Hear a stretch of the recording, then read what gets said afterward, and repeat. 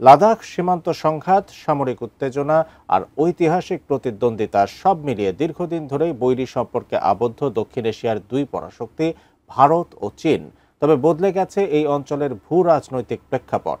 অতীতের দ্বন্দ্ব ভুলে নয়াদিল্লি এখন ঘনিষ্ঠ হচ্ছে বেইজিংয়ের সঙ্গে। কিন্তু হঠাৎ করেই কোন স্বার্থে চীনের দিকে ঝুঁকছে ভারত? বিস্তারিত জানাচ্ছেন আরিফ হাসান।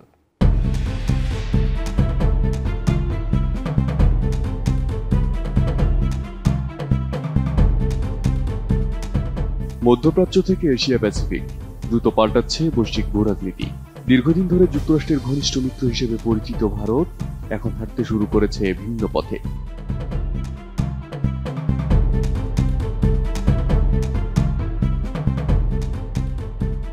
লাদাখ সীমান্ত সংঘাত, সামরিক উত্তেজনা ও ঐতিহাসিক প্রতিদ্বন্দ্বিতা সত্ত্বেও ধীরে ধীরে উষ্ণ হচ্ছে ভারত চীন সম্পর্ক। আর এর পেছনে বড় ভূমিকা রাখছে মার্কিন প্রেসিডেন্ট ডোনাল্ড ট্রাম্পের শুল্ক নীতি, আক্রমণাত্মক বাণিজ্য কৌশল এবং ব্রিক্স জোটের ভেতরে নতুন বাস্তবতা। প্রথম মেয়াদে ট্রাম্প ও নরেন্দ্র মোদীর সম্পর্ক উষ্ণ হলেও সবকিছু বদলে যায় দ্বিতীয় মেয়াদে। রাশিয়ার সাথে তেল বাণিজ্যের জেরে ভারতের উপর 50% শুল্ক আরোপ, কৃষিপণ্য ও জ্বালানি খাতে অতিরিক্ত চাপ সৃষ্টি করেন মার্কিন প্রেসিডেন্ট। একই সঙ্গে পাকিস্তানের সঙ্গে যুদ্ধবিরতিতে নিজের কৃতিত্ব দাবি করেন ট্রাম্প, যা প্রকাশ্যে অস্বীকার করে ভারত। আর এসব কারণে টানাপোড়েন সৃষ্টি হয় দুই দেশের কূটনৈতিক সম্পর্কে। রাশিয়ার তেল আমদানিকে কেন্দ্র করে ট্রাম্প ভারতের বিরুদ্ধে নতুন করে শুল্ক চাপান। অথচ একই সময় রাশিয়ার কাছ থেকে চীন বেশি তেল কিনলেও সেদিকে নীরব থাকেন তিনি। এই বৈষম্যমূলক নীতি ভারতের কাছে মার্কিন অবস্থানকে দ্বিচারিতা হিসেবে প্রতীয়মান করে। আর এই চাপের মধ্যেই ভারত চীনের দিকে তাকাতে শুরু করেছে। 2024 সালের কাজান ব্রিক্স সম্মেলনে নরেন্দ্র মোদী ও শি জিনপিং এর বৈঠক দুই দেশের সম্পর্ক উন্নয়নে নতুন অধ্যায়ের সূচনা করে। এরপর ওয়াংয়ের দিল্লি সফরে সরাসরি ফ্লাইট পুনরায় চালু, সীমান্ত বাণিজ্য বাজার খোলা এবং ভিসা জারির মতো পদক্ষেপ নেওয়া হয়। ফলে দীর্ঘদিনের বৈরিতার মাঝেও সহযোগিতার নতুন দ্বার খুলে যায়।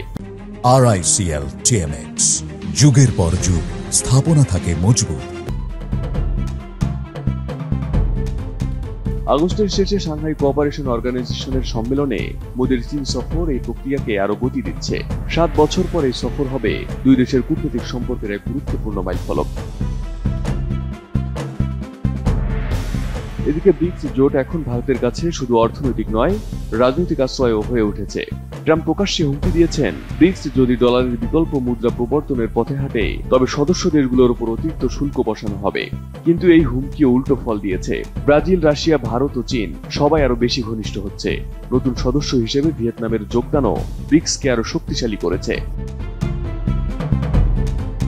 মস্কোর মধ্যস্থতায় ভারত চীন সীমান্ত নিয়ে আনুষ্ঠানিক সংলাপ শুরুর প্রস্তুতিও এই জোটের সাফল্যের প্রতিফলন। ফলে ভারত বুঝতে পারছে যে ব্রিক্সের ভেতরে থেকে চীনের সঙ্গে সম্পর্ক জোরদার করাই দীর্ঘমেয়াদে কৌশলগতভাবে লাভজনক।